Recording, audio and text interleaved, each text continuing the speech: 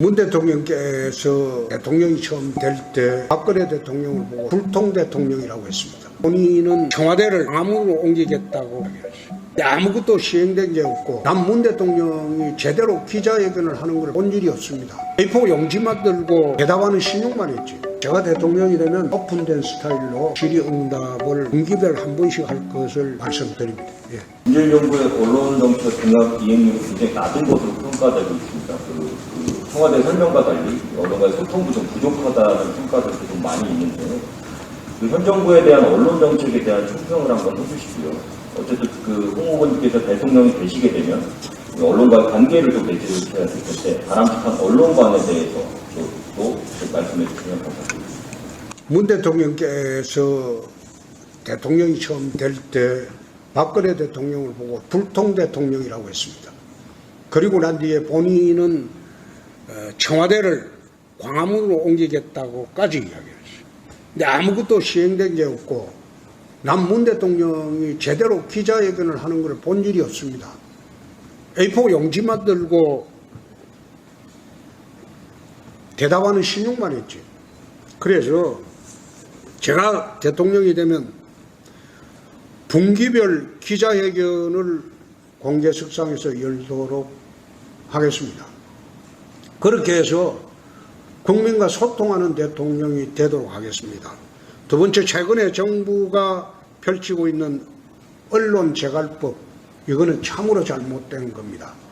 언론에 어떻게 징벌적 손해배상 제도를 채택하려고 하는지 나는 이해하기가 어렵습니다. 원래 징벌적 손해배상 제도라는 것은 이 대륙법계에는 없는 제도입니다.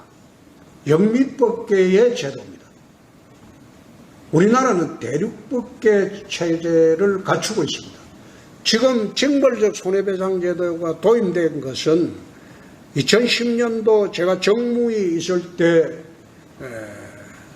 재벌이 중소기업의 기술 침탈을 할 때는 징벌적 손해배상 제도를 적용해서 5배 이상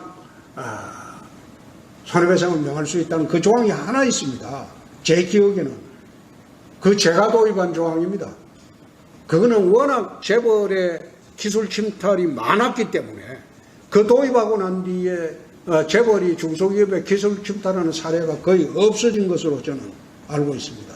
그런 경우에는 예외적으로 대륙법 체계지만은 이런 징벌적 손해배상 제도를 도입할 수가 있었는데 언론관계법에 이거 도입하는 거 보면 제가 그런 이야기를 한번 한 적이 있어요. 이거 자기 퇴임 후에 방어막 치려고 하는 거다. 원래 이 퇴임 대통령을 공격을 할 때는 제일 먼저 공격하는 게 언론이 공격을 합니다. 언론이 공격을 해서 완전히 나쁜 사람으로 만들어 놓고 그 다음에 검찰이 들어갑니다. 역대 정권에서 늘 그랬습니다. 그래서 아마 이분 자기 퇴임하고 난 뒤에 언론에 입을 봉쇄하려고 저런 법을 만드나 그런 생각을 한 일이 있습니다. 바람직한 관계는 그렇습니다. 제가 대통령이 되면 분기별로 약속 대련을 하지 않고 뭐 청와대 회견 보면요. 기자 어느 분한테는 니네 이거 물어라 나는 이래 답할게 미리 이야기하는데 난 그런 식으로 하지 않고 오픈된 스타일로 질의응답을 분기별 한 번씩 할 것을 말씀드립니다. 예.